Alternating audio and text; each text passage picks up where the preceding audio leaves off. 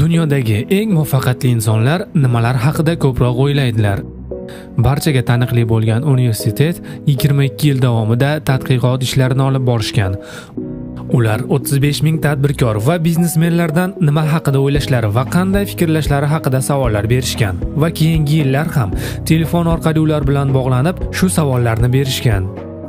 Ular shu javobni bergan shaxslar bilan ularning sof foydasini solishtirishgan va ularni foizlarga bo'lishgan va guruh-guruhlarga ajratishgan. Shu javoblardan kelib chiqqan holda aytishimiz mumkinki, muvaffaqiyatli insonlar nimani xohlashlari va qanday qilib bunga erishish mumkinligi haqida ko'proq o'ylashar ekan. Agarda sizda biron maqsad bo'lsa, sizda birgina savol bo'lishi kerak: qanday qilib bu maqsadga erisha olaman? Bu maqsad moliyaviy bo'lsa ham, qanday qilib shuncha pulni topa olaman? Yoki biron muammoingiz bo'lsa, qanday qilib shu muammoni yechish kerak? Agarda maqsadingiz bilan sizning o'rtangizda biron katta to'siq bo'lsa, birgina savol: qanday qilib bu to'siqni olib tashlash?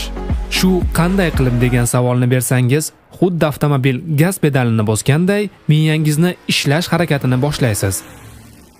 Bilasizlarmi, shu qanday qilib degan savol miyani kuchli harakatga soladi va sizlarni ijodkorona ish qilishga undaydi, hamda maqsadingiz tomon tezroq yetib borishingizni ta'minlaydi.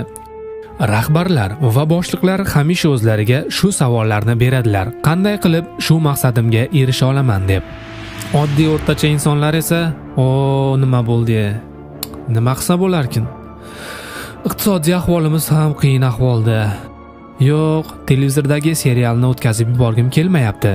Yengil va oson taslim bo'ladilar. Eng muvaffaqiyatli insonlar esa hamisha o'zlariga qanday qilib, qay tarzda shu maqsadga erisha olaman deyishadi va hamisha mas'uliyatni va javobgarlikni o'zlariga olishadi. Agarda sizlarga maqsad haqida mavzular qiziqarli bo'lsa, buni bizga like orqali bildiring va kanalimizga obuna bo'ling.